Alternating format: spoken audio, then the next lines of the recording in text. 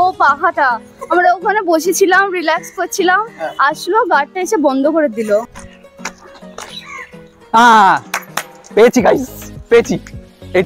আজকে আমাদের ডেস্টিনেশন ছিল রেল মিউজিয়াম, কিন্তু আমাদের একটু ভুল ডিসিশনের জন্য আমরা হাওড়া স্টেশনের বদলে হাওড়া ময়দানে নেমে পড়ি। আর অ্যাজ ইউজুয়াল সেখান থেকে অটো ধরে আবার আমাদেরকে হাওড়া স্টেশনে আসতে হয়। তো গাইস আমরা ফাইনালি অটো পেয়ে গেছি। এবার অ্যাকচুয়ালি এখানে মিছিল হচ্ছিল, তো সেই কারণে কিছু খুঁজেও পাচ্ছিলাম না। আমরা ময়দানে নেমেছিলাম, হাওড়া ময়দান থেকে অটো ধরে হাওড়া স্টেশনে যাবো। আর একটা খিদে পেয়ে গেছি। এবার হাওড়া স্টেশনে নেমে দেন ওখান থেকে হেঁটে হেঁটে রেল মিউজিয়ামে যাবো। দেখা যাক কী হয়।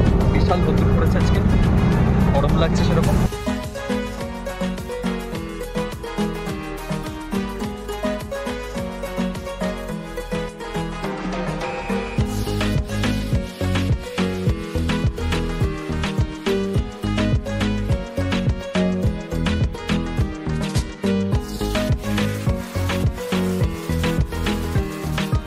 তো গাইস আমরা ফাইনালি এতে চলে এসেছি। আমরা ওইখান থেকে হাওড়া ময়দান থেকে অটো ধরে দেন আবার ফের হাওড়া স্টেশনে আসলাম। এবার আমাদের অর্ণবের দাবি হচ্ছে যে হাওড়া স্টেশনটা ঘুরে ঘুরে দেখি, ঠিক আছে? ওই স্টেশন থেকে এখনও হয়নি। এদিকে আমাদের 12টায় আসার কথা, এক এক করে ওয়েট করে আছি। 2টো বেজে গেছে। এদিকে নেহা সবে বাড়ি দিয়ে বেরোয়েছে, দেখা যাক কখন আসে, আসলে তারপর যাওয়া হবে। সবচেয়ে বড় কথা হলো নেহার জন্য আমরা ওয়েট করছিলাম, কিন্তু অলরেডি 2টো বেজে যাওয়ায় আমরা ডিসাইড করলাম যে ওখান থেকে আমরা আমাদের ডেস্টিনেশনে পৌঁছে যাই, দেন নেহাকে লোকেশন পাঠিয়ে দেবো, নেহাও পৌঁছে যাবে। তাই আস্তে আস্তে আমরা হাঁটা শুরু করলাম। প্রথম কথা তো আমরা ভুল মেট্রো স্টেশনে নেমে গেছিলাম। আমরা দেন ওইখান থেকে আবার অটোতে করে আসলাম।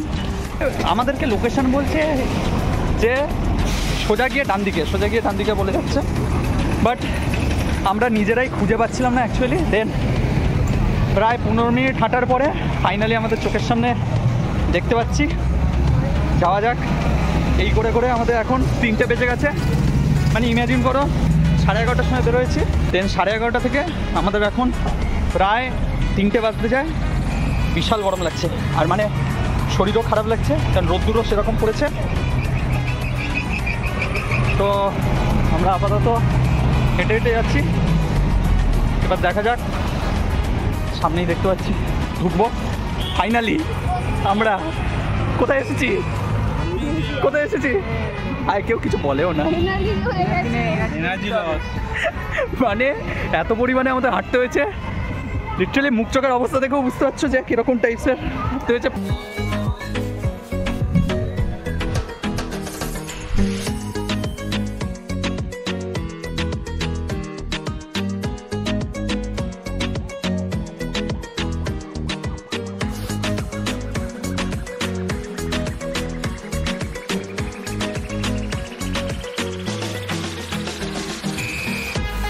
এবারে আমরা এক এক করে ট্রেনগুলো, মানে কোথাকার কোন ট্রেন সেটা একবার দেখবো। এটা কোচটা পুরোটা, আরে ভিতরে কাপ প্লেট আছে, পুরো ইয়ে। এই দিকটা নামতে হচ্ছে, ওইখানটা দেখতেই পাচ্ছ ট্রেনটা। এবার না একটা সমস্যা হয়ে গেছে, কোনটা কোন ট্রেন আমি বুঝতে পারছি না, কারণ নাম তো লেখা আছে বাট হিন্দিতে আছে, এটা একটা সমস্যা। এটা দেখতে পাচ্ছ, এই ট্রেনটা বেশ দেখতে সুন্দর, এরকম একটা আছে। আর এবারে ওই ধারে আরো কিছু ট্রেন আছে, সেই জিনিসগুলো আমরা এক্সপ্লোর করবো এক এক করে। ওই দিকটা পুরোটা মানে এক এক করে ট্রেন সাজানো আছে।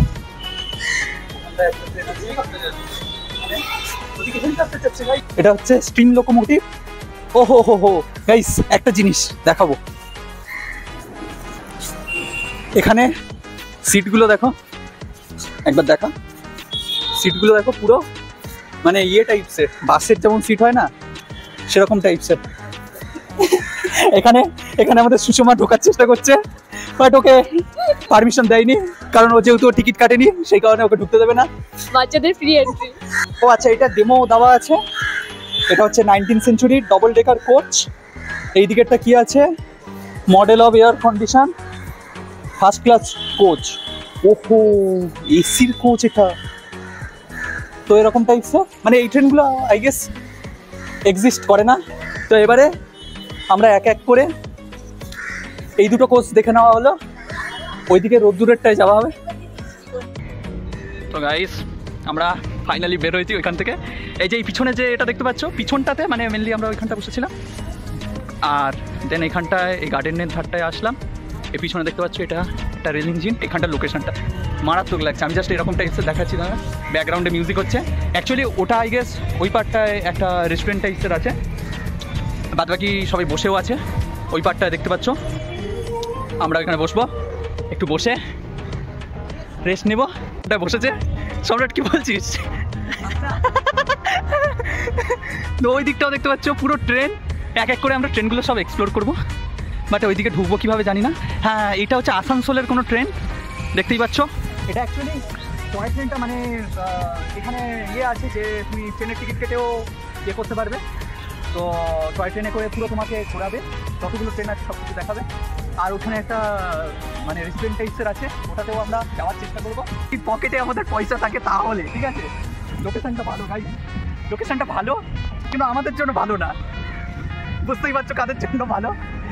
তো সত্যিই ভালো, এখানটায় বসো, টাইম স্পেন্ড করো, কিন্তু অনেকটা দূর। যারা এই লোকালিটির কাছাকাছি বা মানতে একবার আধবার আসাই যায়। এবার আমাদের পিছনে দেখতেই পাচ্ছি ট্রামটা চলতে ভালো,